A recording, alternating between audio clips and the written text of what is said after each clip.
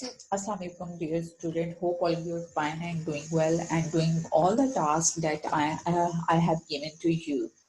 Today I am moving towards the second Revered companion, and that is Hazrat Umar Farooq Razila Ta'ala anhu. First, I'll explain you his early life. Hazrat Umar Razila Ta'ala anhu was the second caliph of the Muslim. His name was Umar and his kunyat was Abu Hafs. He was born in Makkah and he was a skilled wrestler before accepting Islam. He was very bold and speak fearlessly in front of everyone, even non-believers. Before accepting Islam, he was the worst enemy of Islam, and he Nauz also wanted to kill the Hazrat Muhammad Sallallahu Alaihi Wasallam. That is the short look over his early life. Now I am moving towards what happened to Hazrat Umar Farooq after accepting Islam. After accepted Islam, he became the worst enemy of the non-believers. When he converted to Islam, there were only 39 Muslims, and that 39 Muslims used to pray secretly just because of the non-believer. They are afraid of the non-believers. But when Hazrat Umar accepted Islam, he raised his voice for the Allah. At that time, no one dared to stop him for praying because he has too much courage and he speaks fearlessly, and he never ever afraid of any non-believer. So after moving towards the title Farooq, the Farooq means ones who can distinguish between truth and falsehood. Hazrat Muhammad Sallallahu Alaihi Wasallam gave him the title because Hazrat Umar showed the courage that he has accepted the Islam, courage to the Quraysh that he accepted the Islam. And at that time, the Quraysh was too much shocked, and this incident gave them too much pain.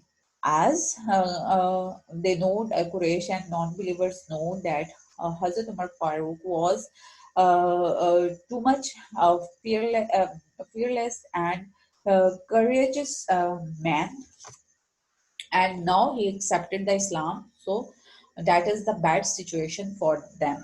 That's why Hazrat Muhammad Sallallahu Alaihi Wasallam gave him the title of Farooq. After that, self-sacrifice at the time of migration. As we know that migration is always a critical situation for every Muslim because they are living for Medina secretly. But Hazrat Umar was unique at that time. He was not living secretly, but he left the Makkah fearlessly and also called out that, "Oh people, I Umar bin Khattab and I am migrating to Medina.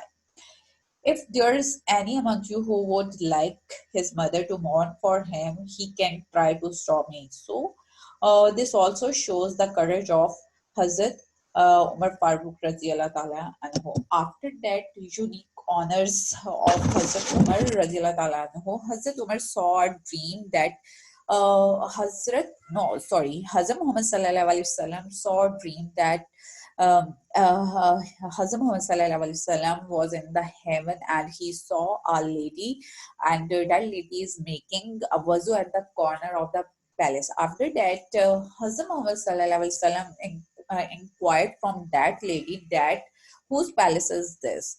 Then that lady responded and answered Hazrat Muhammad Sallallahu Alaihi Wasallam that it's Umar Raziyallahu Ta'ala anhu palace. So at that time, Hazrat Muhammad Sallallahu Alaihi Wasallam felt that he was the stranger at that and left. When he told this incident to Hazrat Umar Raziyallahu Ta'ala anhu, he began to weep and asked, "Oh Rasulullah, how can I ever think that you are a stranger? So it's not possible for me." After that, the caliphate. After becoming caliph, he never ever lived a luxurious life. Instead of it, he wore the dresses with the badges. Even the ambassador visited him, and they didn't believe that he was the king of this kingdom, and he left him with respect. And during his reign, he won many wars. After that, personality as a caliph, he just took a minimal amount for from Baitul Mal to meet his personal expenses, and he never ever thought about getting increment. Even he used to say that even dogs slept hungry, and I am accountable for it on the day of judgment, because Hazrat Umar Farooq Radhiyallahu Ta'ala who have the fear from the Allah and for the day of the judgment. That's why he thought that even dogs slept hungry. He is the accountable for that on the day of the judgment. After that death, he stood up in the Masjid Nabawi for the prayers when the Zoroastrian slave attacked him with the poison dagger. After that, he survived for a few days and gained a martyrdom on first Muharram. uh, yeah, then he buried in Masjid Nabawi next to Holy Prophet. So that's all from the Revered companion. Now, student, it's your activity that you have to read the left of the chapter. That is about Hazrat Umar Raziallahu Ta'ala anhu, and you have to do the exercise that is on page number 68. I hope you have done the question number 1, 2, and 3. Now, student, uh, you have to do the question number 4, 5, 6, and 7, and also do the filling the blanks on page number 68. And student, don't forget to learn all the do you knows, and beta, you have to read all the lines, all the words thoroughly. So that's all from my side. So I pray to Allah Almighty for your health and safety. Stay blessed. Allah Hafiz.